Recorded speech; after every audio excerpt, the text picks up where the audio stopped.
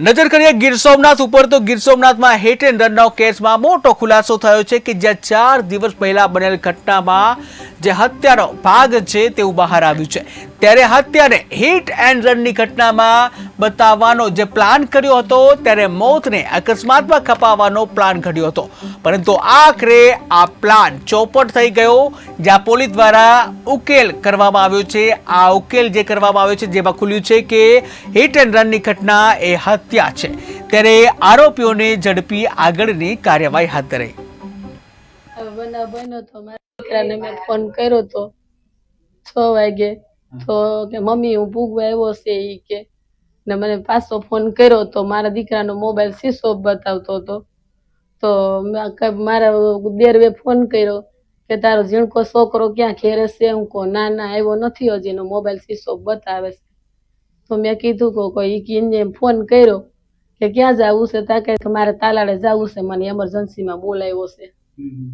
હા ને વારંવાર કિસલો છે ને વાઘરી વાઘેલા ઈ દેવી પૂજક ઈ વારંવાર કેતો તો મને કે તારા છોકરાનું એક દી મારી હાથે ખૂન થશે ઈ કે ઈ વારંવાર અમે કેસ કબાડા સાહેબ કરતા ની ઈ રૂપિયા પાલટી વાળો છે, ઈ ઇંગ્લિશ નો મોટો ધંધો કરે છે।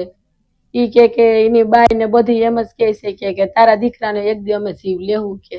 શુક્રવારે હાંજના બનાવ બનેલો છે। મારા ભાઈ વેરાવળ ગયો તો 6 વાગે ફોન કર્યો તો કે બેન હું આવું છું, રસ્તામાં છે। પછી ત્યાંથી એના દોસ્તારનો તાલાળાથી ફોન આવ્યો તો ત્યાં ગયો એટલે એને માથામાં પાઇપ મારી અને એને હત્યા કરવામાં આવેલી છે અને એની માથે બોલેરો ફેરવેલો છે। મારા ભાઈનું મોઢું જોવાય અમને નથી મળ્યું। તલાલા પોલીસ સ્ટેશનમાં એક વિગત સામે આવી હતી કે ફેટલ એક્સિડન્ટ થયું છે તલાલા સોમનાથવાડા હાઈવે ઉપર કુસિયા ગામ પાસે, અને જે મરનાર છે સુરેશ યાદવ ઉમરેઠીનો વતની છે અને એને પાછળથી ટક્કર મારી અને કોઈ વાહન એક્સિડન્ટ કરીને જતું રહ્યું છે। આટલી ઇન્ફોર્મેશનના આધારે પોલીસને એક્સિડન્ટના આધારે તપાસ ચાલુ હતી। એ દરમિયાન અમુક જગ્યાએથી ખાસ કરીને મરનારના સગાવાલા તરફથી અને અન્ય બાતમીદારો તરફથી એવી વિગત આવતી હતી કે આ ખરેખર એક્સિડન્ટ નથી, આમાં કંઈ બીજો એંગલ છે।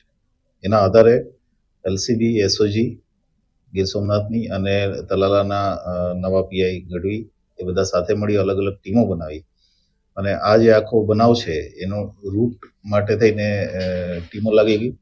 સાથે સાથે થોડો સમય જગ્યા ઉપરથી આજુબાજુ સર્ચિંગ કરતા એક બોલેરો મળી આવે છે જેના ઉપર લોહીના ડાઘા પણ હતા। એ બોલેરોના માલિકની તપાસ કરતા એ બોલેરો કોણ ચલાવતું હતું એ વિગત મળે છે અને ત્યાર પછી આખો બનાવ ફેટલની બદલે મર્ડરનો બનાવ હોય એવી પોલીસને ચોક્કસ પુરાવો મળે છે। એના આધારે આજે અમે એ જે એક્સિડન્ટનો બનાવ છે એને મર્ડર તરીકે કન્વર્ટ કરી અને 3 આરોપી અમે અત્યાર સુધીમાં અરેસ્ટ કર્યા છે। શું કારણે મર્ડર? આ જે મરનાર છે સુરેશ, એની ઉપર 2019માં એક પોક્સોનો ગુનો દાખલ થયેલો। એના જ ગામમાં રહેતી એક છોકરી સાથે એને સંબંધ હશે અને એમાંથી સામસામે ફરિયાદો થયેલી। એ 2019ના બનાવને ધ્યાને રાખી અને આ જે છોકરી છે એનો ભાઈ જે માઇનોર છે અત્યારે એને રક્ષાબંધન ઉપર એવું નક્કી કર્યું કે આ મારી બેનને હેરાન કરે છે એટલે અમે આને પૂરો કરી નાખવાના પ્લાનિંગમાં છીએ। અને એણે પોતાના બીજા 2 મિત્રો જેમાંથી એક માઇનોર છે અને એક એની મહિલા મિત્ર છે, આ બધાએ ભેગા મળી અને એને અહીંયા તલાલા બોલાવી અને પાછળથી બોલેરો એક્સિડન્ટ કરાવી અને